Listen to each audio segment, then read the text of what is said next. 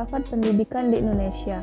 Pada umumnya, filsafat pendidikan di Indonesia dilandasi oleh falsafah negara, yaitu Pasal 2 Undang-Undang Republik Indonesia Nomor 2 Tahun 1989 yang berbunyi, setiap warga negara berhak atas kesempatan yang seluas-luasnya untuk mengikuti pendidikan agar memperoleh pengetahuan, kemampuan, dan keterampilan yang sekurang-kurangnya setara dengan pengetahuan, kemampuan, dan keterampilan tamatan pendidikan dasar.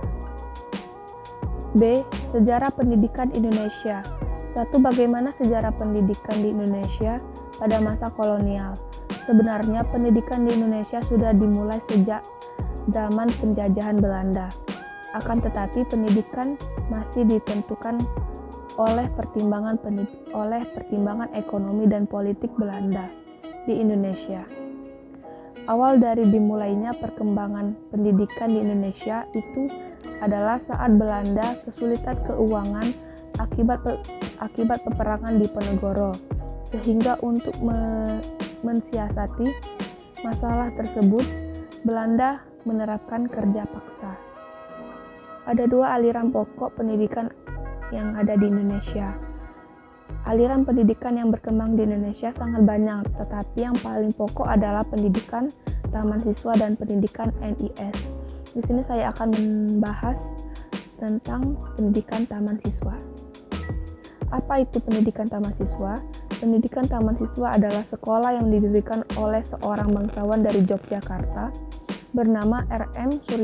Suwardi Suryaningrat atau biasa dikenal dengan Ki Hajar Dewantara.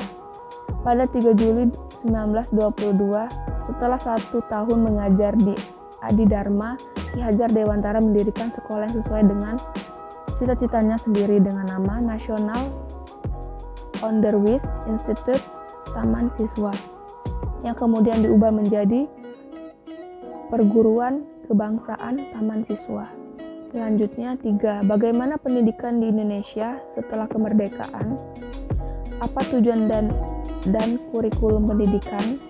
Tujuan pendidikan Indonesia semakin mengalami perluasan, tidak lagi semata digunakan untuk menekankan jiwa patriotisme. Tujuan pendidikan dan pengajaran ialah membentuk manusia yang cukup dan warga negara demokratis secara bertanggung jawab tentang kesejahteraan masyarakat dan tanah air. Lalu, kurikulum sekolah pada masa-masa awal kemerdekaan dan tahun 1950-an ditunjukkan untuk meningkatkan sistem kesadaran bernegara dan bermasyarakat, meningkatkan pendidikan jasmani, meningkatkan pendidikan watak, memberikan perhatian terhadap kesenian, menghubungkan isi pelajaran dengan kehidupan sehari-hari, dan mengurangi pendidikan pikiran. Apa sistem persekolahan yang digunakan? Sebenarnya pada masa awal kemerdekaan, sistem pendidikan yang digunakan masih melanjutkan sistem yang dibuat oleh Jepang. Sistem yang dimaksud adalah pendidikan rendah atau pendidikan dasar, pendidikan menengah, dan pendidikan tinggi. 4. Bagaimana pendidikan di Indonesia selama ini? Pendidikan di Indonesia selama PJP 1 mengalami pembangunan jangka panjang meliputi 5 pelita, yaitu pelita 1-5 yang dimulai pada tahun 1969 atau 1970 hingga tahun 1993 atau 1994. Selama kurun waktu tersebut, pendidikan Indonesia banyak mengalami kemajuan, ditandai dengan semakin luasnya kesempatan untuk memperoleh pendidikan pada semua jenjang pendidikan, meningkatnya jumlah sarana dan prasarana pendidikan yang tersedia, serta tenaga yang keterlibatan pendidikan, meningkatnya mutu pendidikan, semakin mantapnya sistem pendidikan nasional. Menurut Peristiawan 2016, masyarakat madani memiliki peran sangat signifikan dalam melopori dan mendorong masyarakat dalam pembangunan sumber daya manusia dan ekonomi masyarakat. Paling tidak 3 syarat harus terpenuhi guna membangun masyarakat maju dan berbudaya. Salah satunya yaitu menguasai ilmu pengetahuan alam. Lanjut, apa tujuan wajib belajar pendidikan dasar 9 tahun? Wajib belajar pendidikan dasar 9 tahun mempunyai 2 tujuan utama, yaitu yang berkaitan satu sama lain. Yang pertama, meningkatkan pemerintahan kesempatan untuk memperoleh pendidikan bagi setiap kelompok umur 7-15 tahun.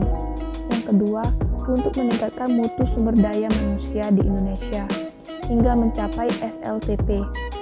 Kapan pelaksanaan kurikulum 1994? Pelaksanaan kurikulum 1994 dimulai secara bertahap, yaitu dari tahun ajaran 1994 atau 1995. Kurikulum 1994 disusun dengan maksud agar proses pendidikan dapat menyesuaikan diri dengan tantangan yang terus berkembang, hingga mutu pendidikan akan terus meningkat. Dalam sejarah pendidikan Indonesia, Kementerian Pendidikan dan Kebudayaan atau Kemendikbud telah melakukan 2 kali pergantian kurikulum pendidikan di Indonesia dalam rentang waktu 1947 sampai 2013. Baiklah, sekian dari saya. Jangan lupa subscribe, like, komen, dan share. Terima kasih. Wassalamualaikum warahmatullahi wabarakatuh. See you next time. Bye.